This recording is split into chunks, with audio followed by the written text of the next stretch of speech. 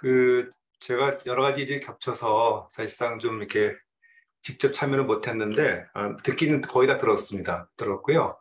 아, 그 오늘 이 시작을 해주신 그 이영석 교수님이 저를 이제 초빙을 해주셨고,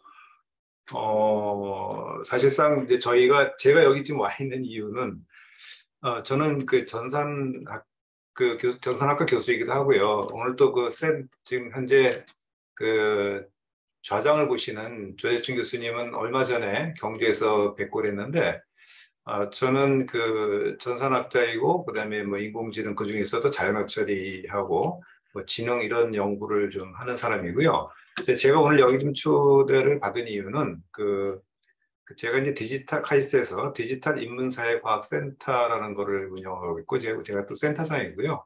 그러면서 좀 창의재단의 어떤 소프트웨어 AI 교육과 관련된 연구 교육을 이렇게 접목을 시켜서 피드백 모델을 만들고 또 평가를 하는 이제 그런 과제를 하다 보니까 아마 창의재단에서 연결을 해서 이영수 교수님이 저를 이제 저한테 연락을 해서 이런 내용을 해주면 좋겠다 이렇게 시작이 됐고요. 사실 제가 오늘 이런 자리는 또 처음이고, 물론 제가 전산학자이기 때문에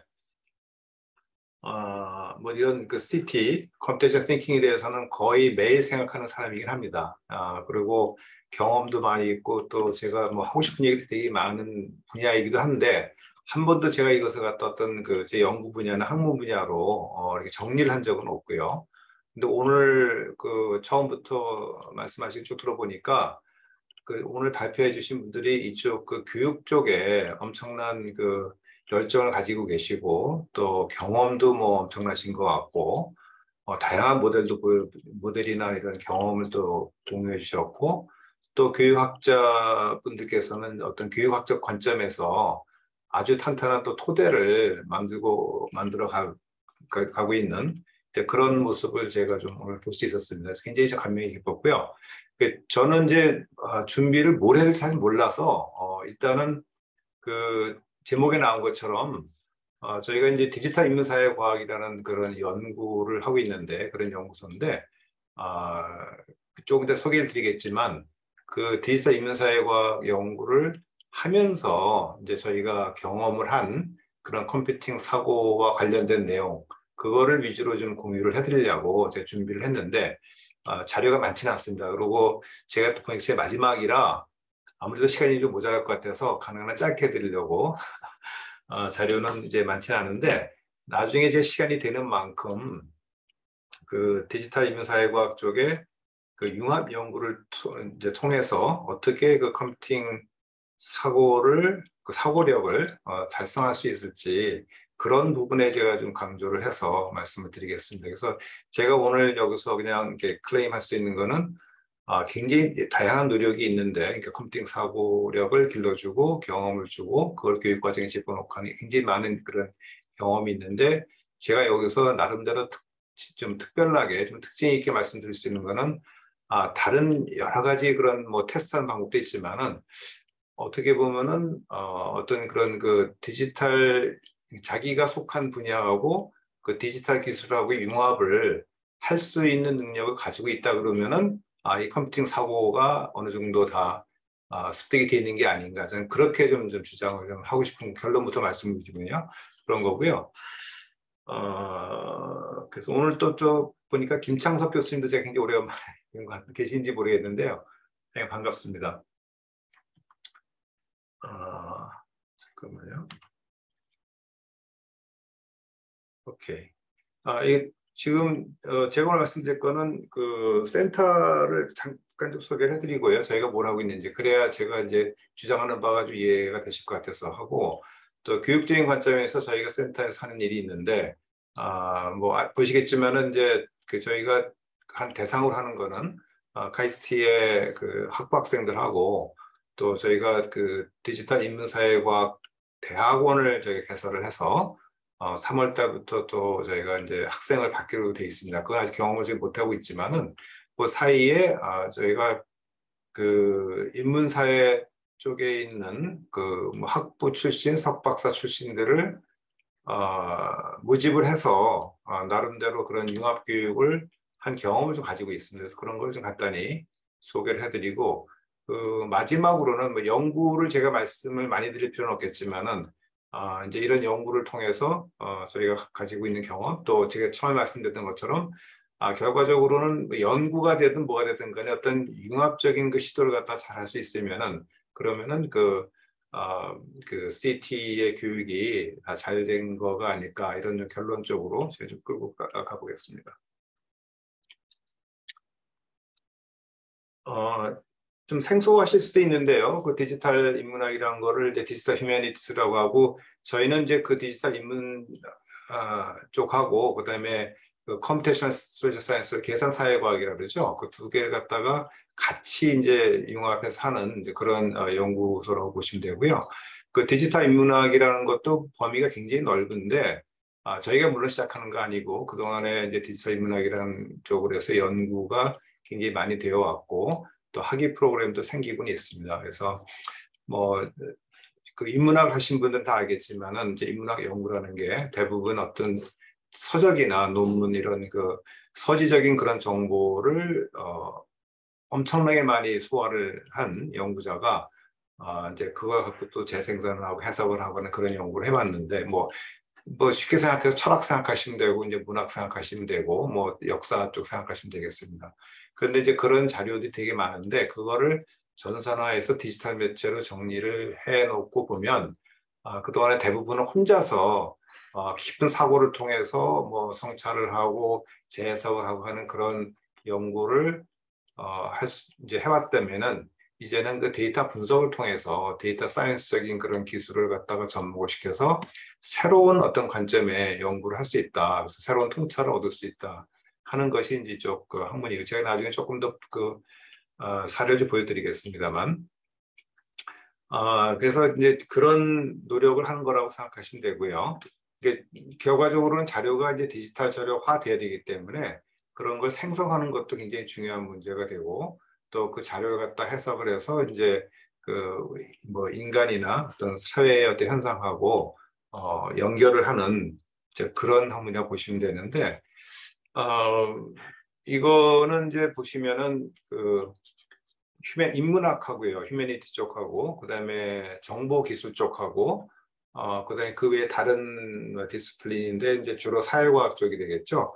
그래서 그 세 개의 분야가 결과적으로 이렇게 만나서 디지털 휴머니티라는 것을 이제 형성을 하고 있다 이렇게 보시면 될 것 같고요.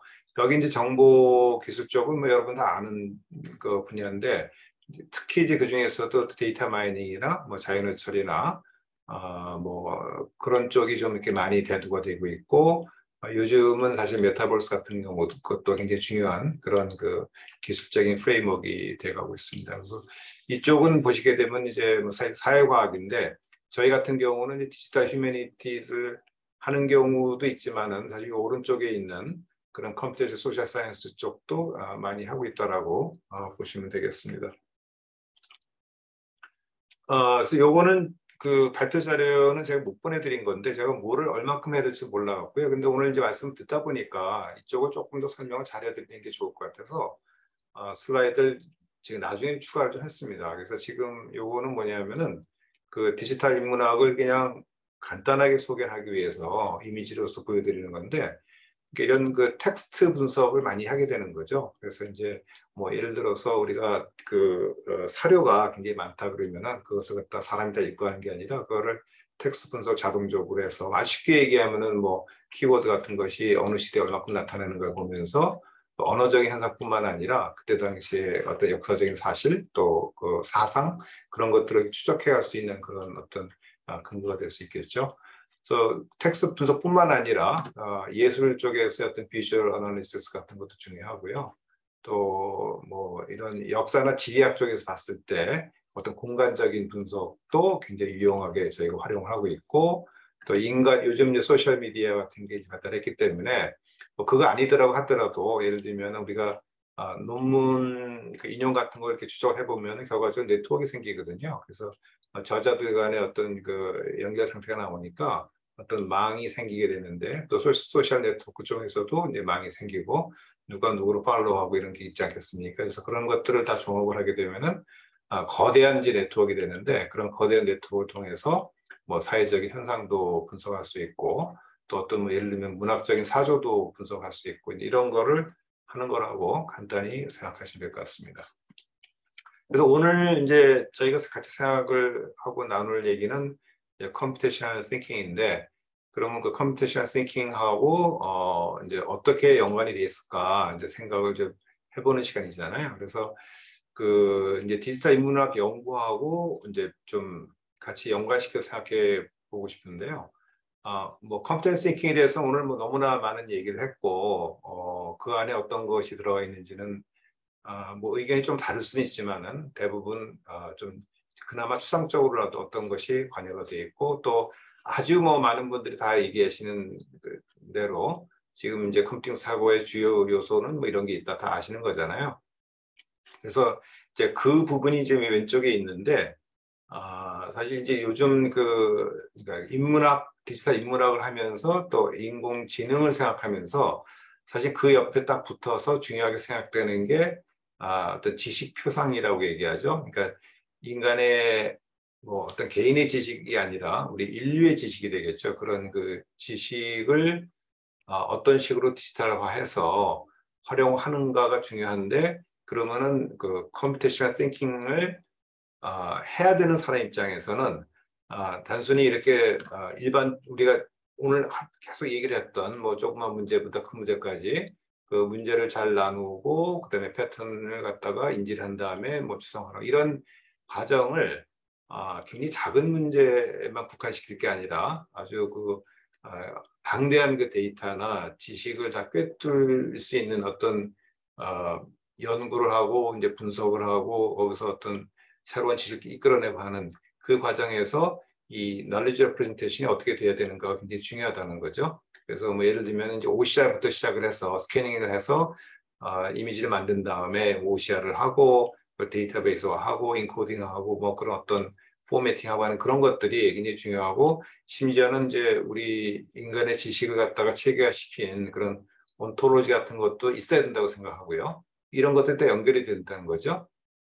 그래서 이제 그런 걸 가지고서 어떤 연구의 인프라스트럭처를 갖추게 돼 있고 거기에 이제 디지털한 기술 방법이 있고 또 알카이브를 사용하고 또 이런 데이터를 갖다 정리할 수 있는 그 메타데이터가 있겠죠. 그래서 그런 것들이 또 중요한 역할을 하고 있고요. 그래서 결과적으로는 저희 어떤 이제 플랫폼을 가지고 있다고 생각할 수 있는데 그 위에서 이제 어떤 툴을 이용하고 애플리케이션을 갖다가 만들어서 활용을 하고 그 과정에서는 이제 결과적으로 이 연구를 하는 사람들의 어떤 크리티컬 띵킹이 굉장히 중요한 역할이 되는데 오늘도 뭐 심지어는 초등학교부터 이런 그 초중고등학교 교육에서도 그런 크리티컬 띵킹을 할 수 있는 능력을 기르는 게 중요하다는 얘기를 하셨는데 결과적으로는 이제 아주 위에까지 올라가서 연구자들한테까지도 굉장히 중요한 능력이 되겠습니다.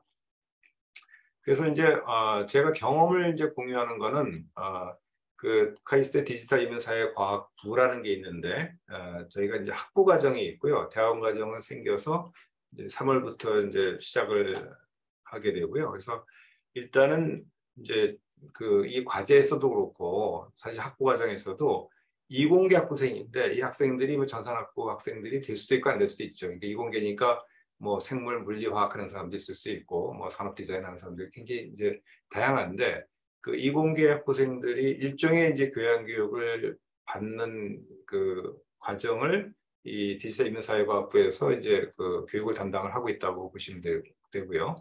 그래서 예를 보면 이제 여기 계산사회과학이라는 과목이 있고 뭐 인간과 환경 그래서 이제 지속 가능한 사회 생태 시스템 이런 과목도 있고 뭐 언어 마음 내에서 약간 인지과학적인 그런 것도 있고요. 또 커뮤니케이션 인간 커뮤니케이션이죠. 통신이 아니고 그런 커뮤니케이션 연구와 이해에서 이런 종류의 이제 그 수업들이 많이 있는데 저희 과제에서 이런 그 수업들을 어떻게 가르치면은 그러니까 지금 여기서 생각하는 그 컴퓨터 싱킹은 이제 뭐 프로그래밍, 코딩, 뭐 AI 이런 교육을 어떻게 하느냐는 거잖아요. 저희는 지금 이런 그 교육을 이공계 학생들한테 어떻게 강의를 하고 교육을 시키느냐는 그 문제부터 시작을 하고요. 그 다음에 이제 대학원 쪽에서는 이제 인문계 학생들이 오니까 심지어는 석사, 박사까지 한 사람들도 오니까 그런 사람들을 대상으로 이런 디지털 기술 교육 혹은 뭐 AI 교육을 어떻게 하면 될까 양면을 다 보고 있습니다. 그래서 이제 올해는 저희가 이제 이공계 학부생 대상으로 이런 그 과목들을 어떻게 가르칠까 하는 건데 사실 이 과목들이 그냥 전통적인 그런 문과나 뭐 사회과학적인 이런 과목을 가르치는 게 아니고 저희들이 하는 방식은 이제 프로젝트 기반으로 합니다. 그래서 오늘도 이제 프로젝트 기반으로 그 CT를 교육을 해야 된다는 얘기가 많이 나왔는데 저희도 이제 프로젝트 기반이고 러닝 바이 두잉으로 모든 것을 갖다가 새로운 어떤 그 이런 그 문과적인 그 교양 교육을 시키면서도 적용하는 그런 이제 패러다임이라고 보시면 되겠습니다.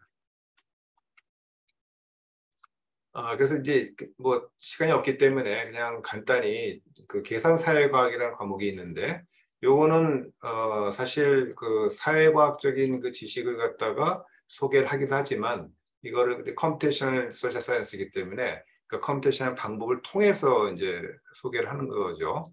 그러니까 지금 저희가 오늘 얘기하고 있는 CT하고도 굉장히 그 큰 연관이 돼 있을 것 같아서 이걸 선택을 했습니다. 그래서 말씀드린 대로 그 프로젝트 기반의 이제 데이터 분석 수업인 거죠.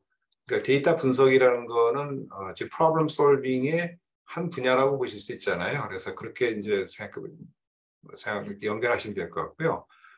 근데 이런 과목을 저희가 가르치다 보면 사실 이제 이게 프로젝트 기반이니까 이제 그룹 프로젝트를 하고 그러니까 학생들이 스스로 어떤 그 문제를 찾아야 되는데 이공계 학부생이다 보니까 그런 문제를 가지고 있지는 않은 거죠. 그러니까 이제 그 교수가 그런 사회과학적인 그런 이슈를 얘기를 하면서 그 대상이 될 만한 그런 그 주제를 갖다가 좀 소개를 하고 그럼 학생들이 그 분야를 정해서 어떤 사회적인 문제를 현상을 파악할 때 데이터를 통해서 이제 분석을 하고 결론을 내는 그런 거를 좀 하게 돼 있는데 사실 데이터 구하기 굉장히 어려운 문제이기 때문에 그 데이터선 형태로 이렇게 디자인해갖고 데이터 발굴이나 수집의 어려움을 좀 해결했습니다. 왜냐하면 그렇지 않으면 그 데이터 모으는데 너무나 많은 시간을 보내기 때문에 그래서 데이터셋 하나를 좀 제공한 후에 여러 팀이 서로 나름대로 이제 분석을 하게끔 해서 이제 어떻게 보면 이제 문제 정의를 학생들하고 이제 교수하고 같이 하는 거고요.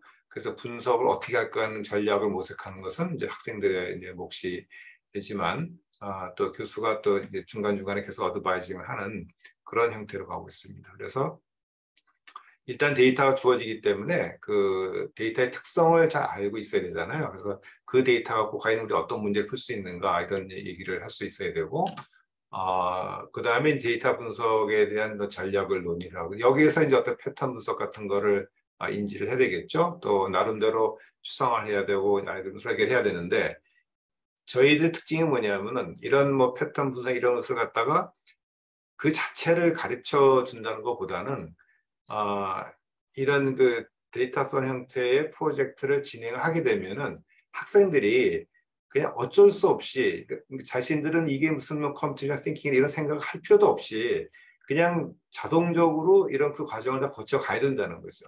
그래서 그걸 다 마치게 되면은 만약에 나중에 근데 너희들이 한 것이 바로 이 컴퓨테이션 띵킹의 패러다임 이런 거다라면 이제 아하는 하겠지만은 그 전에 이제 모르는 거죠. 사실 몰라도 상관은 없는 거고요.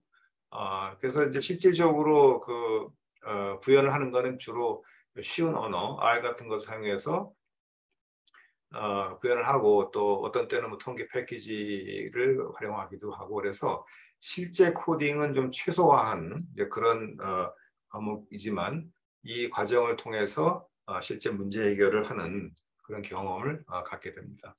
그래서 이제 이런 그 경험을 가지고서 저희가 생각해 보면은 말씀드렸던 것처럼 컴퓨팅 사고 자체에 대한 설명은 안 하지만 이제 아주 기본적인 코딩을 좀 해보기도 하고 그 외에는 여러 가지 패키지를 활용을 해갖고 어떤 앱섹션이 자동적으로 되는 거죠. 그 문제를 큰 문제를 작게 만들고 나서 그걸 해결하기 위해서 어떤 툴을 사용하는 이제 그런 과정이 되겠습니다. 그래서 이건 프로젝트 위주이기 때문에 어떤 플립 러닝 형태로 이제 했고요. 그다음에 결과적으로 이제 프로블럼 솔빙을 한다는 것인데 저희들 생각으로는 이렇게 좀 구체적이고 현실적인 문제를 다루는 것이 좀 약간은 좀 그 인위적인 그런 그러니까 교육에 입각해서 인위적인 문제를 줘서 풀게 하는 것보다는 훨씬 더 다 이렇게 그러니까 이 학생들 입장에서는 직접 다가오는 이제 그런 문제라고 생각이 되고 그래서 그런 현실적인 문제를 풀어보는 것이 그 어떤 그 컴퓨팅 사고를 갖다가 직접 경험하는데 많은 도움이 되지 않을까 생각하고 있습니다. 그리고 오늘도 뭐 많이 나온 얘기지만은 사실 이 과정에서 그냥 한번 만들고 끝나는 게 아니라 상당히 여러 번의 반복을 통해서 이제 오류를 발견하고 또 그걸 개선하고 하는 그런 걸 계속 하거든요. 그러다 보니까 이제 프로블럼 솔빙에 대한 것을 경험을 하게 되는데 그냥 이것을 해결하는 것이 아니라 어떤 컴퓨팅 툴을 통해서 모델을 통해서 해야 되기 때문에 자연스럽게 그런 역량을 기를 수 있게 되는 것 같습니다. 그래서 이제 뭐 사회 문제를 어떻게 해결할 것인가라는 그런 큰 주제를 다루고 있다는 것이 아무래도 대학생이기 때문에 좀 가능한 것 같고, 그래서 조금 더 이제 빠르게 그냥 그러니까 소프트웨어를 개발하는 프로젝트는 아니지만은 마치 큰 소프트웨어 개발하듯이 그러니까 중간중간에 있는 그 모듈들을 갖다가 자기네가 활용을 하는 그래서 뭐 잘 아시겠지만 요즘 소프트웨어 엔지니어링이라는 것이 뭐 코딩을 얘기하는 건 아니고 코딩이 기본적으로 돼 있다고 생각하면은 뭐 라이브러리나 아까도 나왔던 뭐 객체 지향 그런 관점에서 있는 것들을 어떻게 활용하는가 되게 중요하잖아요. 그래서 지금은 그냥 아주 밑에 레벨의 코딩보다도 어떻게 보면은 그러니까 이런 CT의 어떤 개념이 있다 그러면은 기존에 나와 있는 것들을 갖다 어떻게 활용하느냐가 더 중요한 그런 능력이지 않을까 이런 생각을 좀 하고 있습니다. 그래서 이제 그 문제 자체가 아주 어려운 문제는 아니겠죠. 근데 사회적인 문제는 다 이해하는 문제니까. 그래서 비교적 쉬운 문제를 대상으로 그런 일련의 과정을 같이 가면 될 것 같은데, 그래서 웍스루 하면서 그 컴퓨팅 사고가 자연스럽게 형성되는 것을 관찰을 이제 했다는 거고요. 제가 생각보다 말을 많이 하고 있고, 저는 이거 그냥 한 5분이면 끝나지 않는데. 예, 그래서 그런 경험을 소개를 드리고 그다음에 또 저희 여기 있는 교수들이 대부분 인문사회를 전공한 분들이라 기본적인 컴퓨팅 그 개념은 있지만 사실 코딩 같은 거의 안 해본 분들이 많습니다. 그래서 그런 분들 대상으로 저희 자체적으로 그 데이터 과학이나 자연어 처리 AI 같은 교육을 또 이렇게 교육시킨다면 이상하지만 학습을 하고 있거든요. 그래서 그런 이제 경험도 많이 있는데 그래서 이제 여기서도 말 그대로 전 과정을 모두 이해하는 것보다는 그냥 구동 원리만 간단히 설명하고 이를 어떻게 연구에 적용하는지에 이제 중점을 뒀다는 거죠. 그래서 이분들은 이제 모티베이션이 있기 때문에 실제 이것도 역시 마찬가지로 자기네 가지고 있는 연구 문제를 갖다가 어떻게 해결할 것인가 하는 그런 쪽으로 생각이 이제 모이게 돼 있다는 거고요.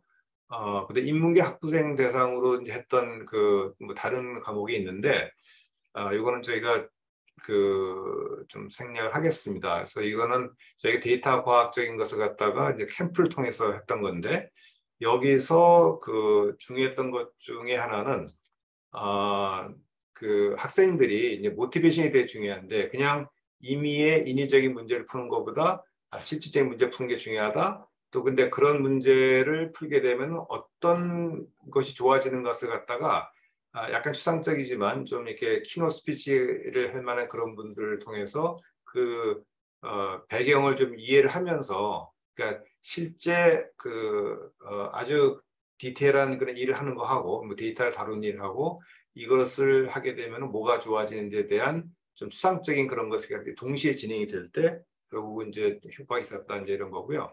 사실 성균관대 문과대학에서 있었던 그런 자세한 내용들이 있는데 이것은 저희 센터에 있는 김병준 연구원이 강의한 결과를 좀 정리를 한 겁니다. 그래서 이 부분은 상세하게 돼 있으니까 여러분들 그냥 읽어보셔도 큰 문제는 없을 것 같아요. 그런데 여전히 인문계 학생들한테는 코딩이 엄청나게 큰 부담이 된다는 것이고, 그래서 그냥 한두 시간, 뭐 성대뿐만 아니라 고대에서도 이제 이런 걸 하는데 들어보면은 학생들 입장에서 굉장히 불만이 많다는 거예요. 그래서 그냥 배우고 싶고 해보고 싶지만 실제 해보면 너무 어렵고 남는 것도 없다 이런 생각을 많이 하는 것 같습니다. 그래서 결과적으로는 이제 어떤 아까도 나왔지만 반복적인 그게 되게 필요한데 자기 자기가 그것을 갖다 좀 체화시키는 그런 과정이 없으면은 결과적으로는 그냥 그 어떤 컴퓨팅 사고력을 갖다가 길러주는 것에는 좀 미흡하지 않느냐 하는 그런 좀 생각이 좀 들었습니다. 요거 그래서 읽어보시면 될 것 같고요.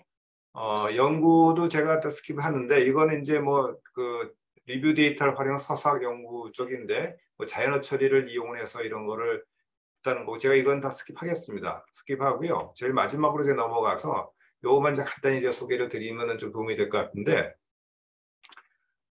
제가 처음에 말씀드렸던 게 결국은 컴퓨팅 사고를 잘한다는 것은 그걸 갖다 판단하는 방법 중에 하나는 좀 그 성숙한 사람들을 대상했을 때는 그럼 과연 자기 분야하고 이런 AI나 디지털 기술하고 융합을 할 수 있겠냐 없겠냐 이제 그게 중요하다 그랬잖아요. 그래서 이제 금속학이라는 게 있는데 이거 보시게 되면 그 그리스의 비석입니다. 여기 이제 그 고대 문자들이 나와 있는데 이거를 해독을 해야 되는 거잖아요. 그래서 이걸 어떻게 해석할까 하는데 여기다가 그 에피그래피가 이제 분석학이고 AI를 접목을 시키는 거죠. 그래서 이제 그 AI가 그러니까 AI를 트레이닝을 시켜서 실제 역사학자들보다 조금 더 정확하게 이런 그 비문을 갖다가 해석할 수 있는 능력을 길러주는 그런 겁니다. 그래서 보시게 되면은 이제 그냥 수상적으로 이렇게 깨진 돌들이 되게 많은데 부분적으로 글씨들이 나와 있는데 이것을 갖다가 연결해봤자 중간에 빈 게 굉장히 많은 거죠. 이런 것을 갖다가 이제 추론을 해갖고 실제 여기 어떤 글들이 있었는 걸 알아내는 이제 그런 과정이라고 보시면 되는데 여기 이제 뭐 모델은 제가 설명할 수가 없고요. 지금 보시게 되면은 상당히 여러 기관들이 들어가 있습니다. 옥스퍼드 대학에서 주로 했고 딥마인드라는 그 구글 밑에 있는 회사에서 인공지능 회사에서 많이 도움을 줬고요. 그래서 제가 말씀을 드리고 싶은 거는 이제 이런 문제를 이렇게 보면 된다는 겁니다. 여기 이제 글씨가 있는데 중간에 이제 깨진 데라고 생각하시면은 요거를 찾아내는 이제 문제로 변화를 시켜서 이제 풀어보는 거죠. 그래서 인공지능적인 방법 푸는데 당연히 기계학습이 들어가야 되는 거고 그래서 결과가 나오게 되면은 이제 여기에 들어갈 글자가 이거다라는 거는 요런 몇 퍼센트다 있다 해서 이제 확률을 주는 거고 뭐 심지어는 그 로케이션도 이제 추정할 수 있는 건데요. 요 제일 오른쪽 밑에 있는 게 제일 중요합니다. 그래서 일반 그 역사학자에서는 지키면 25%의 정확도밖에 안 나오는데 이 시스템을 쓰게 되면은 그 정확도 62%로 이제 올라가고요. 근데 사람하고 이제 같이 하게 되면 72%라고 해서 이제 인공지능적인 방법하고 그다음에 실제 연구자들하고 같이 하는 거 중요하다는 건데요. 그러니까 말하자면 이런 융합 능력이 너무너무 중요하다는 것을 강조를 해드리는 거고 거의 마지막인데요. 요거 보시게 되면은 여기 이제 세아 썸머쉴드라는 사람이 고고학자입니다. 아주 젊은 고고학자인데 이 사람이 갖고 있는 그 교육적인 백그라운드를 보게 되면은 전부 다 문과 쪽이에요. 그래서 뭐 고대 히스토리 공부를 하고 그리스 히스토리 공부하고 그러는데 그냥 나름대로 그 AI가 어떤 것이라는 것을 기계학습이 뭐라는 것을 갖다가 아주 라프하게 아는 수준에서 그 다음에 나오는 여기 좀 기계학습 전문가가 딥마인드에 있는데 이 사람하고 둘 다 박사과정 그 과정에서 두 사람이 뭉쳐갖고 일을 해서 이게 훌륭한 결과를 냈다는 거죠. 그래서 이 결과는 이 융합 결과임에도 불구하고 그 사이언스 저널에 발표가 됐더라고요. 그래서 굉장히 훌륭한 그 사료를 남는데 제가 강조를 해드리고 싶은 거는 그렇게 그 역사학이나 고고학을 한 사람이 뭐 구체적인 그런 뭐 코딩 교육이나 무슨 컴퓨터 싱킹 자체를 갖다 막 배운 건 아님에도 불구하고 결과적으로는 이렇게 훌륭한 그 융합 연구를 해냈다는 거죠. 그래서 이 사람 그 과정에서 아마 컴퓨터 싱킹에 대한 어떤 그런 개념을 정립을 하고 본인도 거기에 대한 확신을 얻지 않았을까 이제 이런 생각을 하게 됩니다. 시간이 좀 많이 갔는데 여기서 일단 마치겠습니다. 네, 반갑습니다. 저는 한국교육학술정보원의 김정남이라고 합니다. 네, 오늘 교수님의 이제 발표를 듣고 이제 그 토론문을 준비했는데 고민을 좀 많이 들었어요. 근데 이제 저희가 그 주말에 이제 그 자료를 받아보고 나서 나중에 좀 생각을 했는데 발표자를 드리고 나서 약간은 좀 수정을 했습니다. 그래서 제 이야기에 대한 논증 과정에 대해서 이제 좀 최근에 이슈가 좀 더 추가를 해가지고 약간의 추가를 했고요. 네. 처음엔 거의 같은데 발표문에서는 어쨌든 디지털 기술, 특히 인공지능이 이제 특정 영역에 사용되는 디지털 전환 사례를 제시한 게 아닌가 그렇게 생각을 해봤어요. 그래서 이 구체적 사례가 특히 AI 플러스 X라고 하는 예, 인공지능 썸씽이라고 하는 이런 영역이 특정 것과 결합되는 그런 부분을 봤는데 그렇다면 우리가 이제 디지털 전환과 인공지능 시대에 필요한 컴퓨팅 사고력 무엇인지에 대한 검토가 요구되지 않나라는 생각이 좀 들었습니다. 그래서 혹시 이 그림이 페이북에서 이제 돌아다닌 적인 페이스북에 있는 건데 이 그림을 본 적이 있으신가요? 뭐 거기 보면 뭐 고대 시대에는 컴퓨터 과학 학생들은 톱니바퀴 조일 줄도 모른다니까. 근데 좀 더 근대 시대는 이제 기계 코딩도 못해. 그러다 좀 더 근대 시대는 어셈블리 코딩도 못해. 점점 더 근대 시대는 C 코딩도 제대로 못해. 근데 미래 시대에는 코딩 자체를 포기했다. 뭐 이런 이야기가 돌아다니는, 네. 그런 이야기가 나왔던 이야기인데. 근데 이제 최근에 이제 문법 몰라도 알고리즘만 짜면 뚝딱 이제 노코드 플랫폼이 열풍이 분다라고 해서 네, 라고 하는데 그 노코드, 로코드라는 이야기들이 막 나오고 있어요. 그래서 예, 노코드는 당연히 코딩을 하지 않는 혹은 로우 코드는 코딩을 최소화하는 그런 것들이 인공지능 시대 그리고 인공지능을 위한 인공지능, 오토 ML 이런 것들이 나오고 있죠. 네. 그래서 디지털 전환이 가속화될수록 코딩 작업 없이 GUI 기반으로 드래그 앤 드랍 방식으로 소프트웨어를 만들고 데이터를 분석할 수 있는 노코드 기술이 더욱 주목을 받고 있는 것 같고, 그리고 또한 이제 전산 전공자들의 노코드 프로그래밍 그 사용 경험을 분석한 한 연구에서는 예, 이런 노코드 플랫폼 이용한 경우에도 예, 오히려 활용도가 그러니까 오히려 프로그래밍을 하는 사람들은 노코드 플랫폼을 거부하지 않을까라는 예측을 했었는데 오히려 활용도가 높아질 거다라는 예측이 가능했다. 이런 예측도 가능하더라라는 연구도 있더라고요. 그래서 이, 어,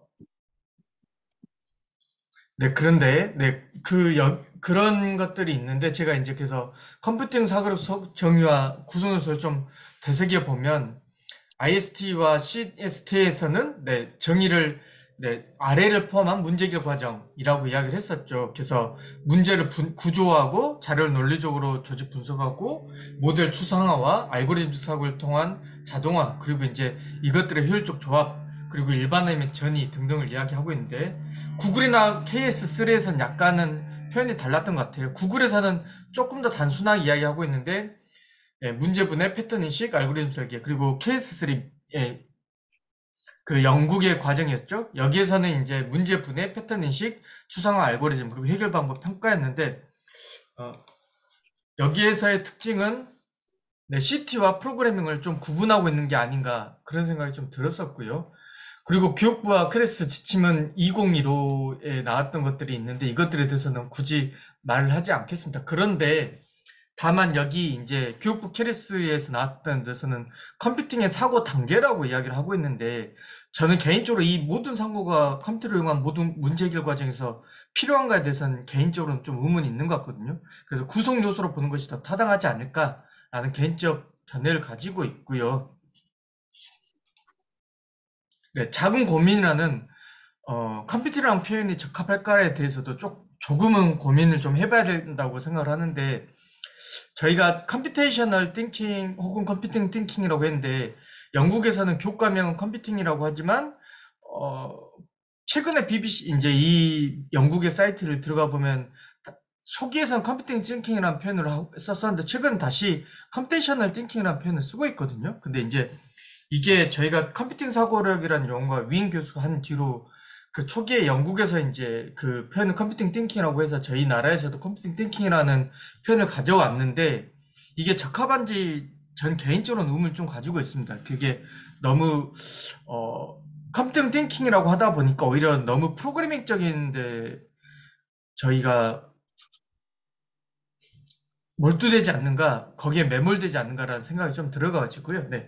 근데 표현들이 지금 그 해외에서도 다시 컴퓨테이셔널 표현만 쓰고 있어서 이것들에 대해서는 좀 개인적으로 좀 고민이 있었고요. 오늘 발표문에 있어서도 이제 이야기를 해주셨는데, 네. 이거는 제가 빨갛게 한 건 아니고요.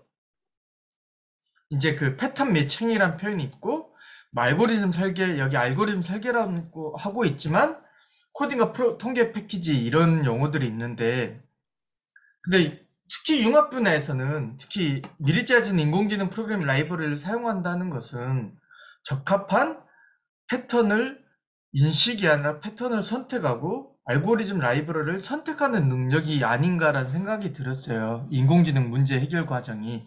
그래서 이게 더 보다 중요할 수 있는데, 그래서 이게 이제 알고리즘과 모델을 구분하는 현대 인공지능에 대한 이해로부터 출발할 것이라 개인적으로 좀 가정을 해보는데, 그래서 저희가 컴퓨터 사고력 혹은 컴퓨터 과학적 사고력에서는 어, 패턴 인식과 알고리즘 설계라는 것을 중요한다라고 이야기하고 있는데, 인공지능을 이용한 노코드 혹은 로우 코드를 이용한 문제 해결 과정에서는 패턴과 알고리즘을 선택하는 것이 아닌가라는 생각이 들었어요.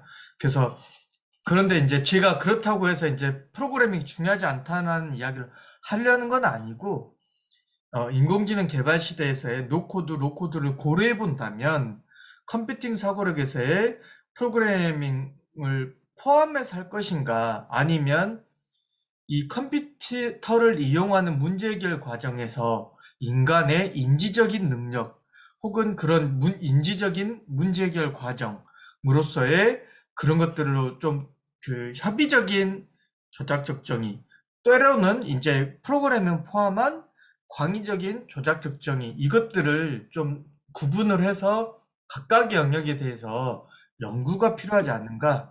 예, 특히 인공지능 시대도 그러지 않을까라는 생각이 들었습니다. 네, 여기까지 제 토론 기회를 주셔서 감사합니다. 네, 좋은 토론 발표 감사드립니다. 바로 이어서 다른 마지막 토론자 발표를 이어서 하도록 하겠습니다. 과학창의재단의 윤일규 연구원님인데요. 네, 바로 지금 공유하셨네요. 네, 준비되시면 5분 안내로 마지막 발표해 주시면 될 것 같습니다.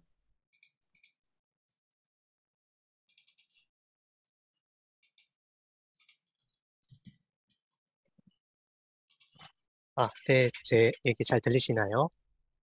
네, 잘 들립니다. 발표 네, 화면도 잘 보입니다. 네네. 저희 맹소영 교수님께서 발표해 주신 내용 참 재밌게 잘 들었고요. 저희 이제 같이 이제 연구를 도와주시면서 관련해서 굉장히 많은 부분을 배우고 있는 상황입니다.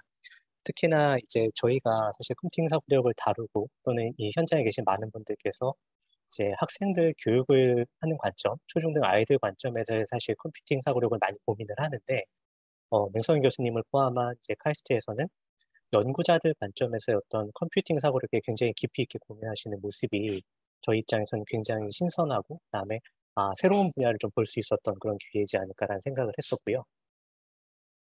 그런 관점에서 보자면은 크게 세 가지 측면에서 제가 오늘 좀 간단하게 말씀을 드리겠습니다. 첫 번째, 저희 지금 인문사회 분야에서 디지털 인문학이라고 좀 표현을 했지만 실제로 제가 생각했던 것보다 훨씬 더 광범위한 연구 주제가 다뤄지고 있고 이제 2000년대 초반부터 이미 디지털 인문학이 굉장히 빠르게 연구가 이루어지고 있었던 걸 제가 확인을 할 수 있었습니다. 특히나 지금 최근에 나왔던 이 정은경 교수님의 논문을 보면은 디지털 인문학의 연구 키워드가 지금 보시는 것처럼 이제 전통적인 인문학에서 다루고 있는 키워드도 굉장히 많지만 이런 연구들은 어떻게 보면은 전통적인 인문 사회과학 연구의 연구 방법을 디지털 기술을 사용을 함으로써 사실상 이제 연구 주제를 새롭게 도출한 형태가 될 수 있을 거라고 볼 수가 있을 것 같고요. 아까 이제 맹선 교수님께서 보여주셨던 이제 이런 세 가지 연구들 같은 경우는 이제 실제로 컴퓨팅 파워 또는 컴퓨팅 사고력을 이제 이런 연구자들이 사용할 수 있게 됨으로써 어떻게 보면 새롭게 시도할 수 있게 된 인문 사회과학 연구가 아닐까라는 생각을 하게 되었습니다. 그런 관점에서 보자면은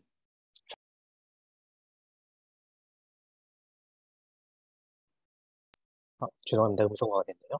네, 이렇게 연구자들이 하고 있는 컴퓨팅 사고력이나 또는 저희가 아이들을 위해서 고민하고 있는 컴퓨팅 사고력은 결국에는 이제 학문간의 범위와 내용을 지평을 넓혀주는 역할을 하는 이제 굉장히 어떻게 보면 저에게 긍정적인 도움을 주는 학문적인 분야가 아닌가라는 생각을 하게 됩니다.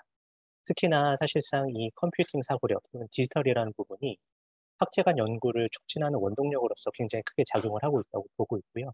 그런 부분을 이제 맹소영 교수님 발표에서 굉장히 잘 보여주셨다고 생각을 하고 있습니다. 단적으로 사실상 저희가 이 아래쪽에 보시는 이제 데이터가 이 컴퓨팅 과학 분야에서 굉장히 빠르게 연구 주제의 하나로서 자리 잡으면서 이런 자연과학이나 이런 분야에서도 연구 패러다임이 굉장히 빠르게 변화해 오고 있는 것 같습니다. 기존에는 실험이나 자연현상을 관찰을 통해서 일반화하는 연구가 주를 이뤘다면 그 이후에는 점점 데이터 자체로부터 사실 가설을 도출하고 검증하는 것 자체가 어떻게 보면 연구가 되는 형태가 되어왔고요.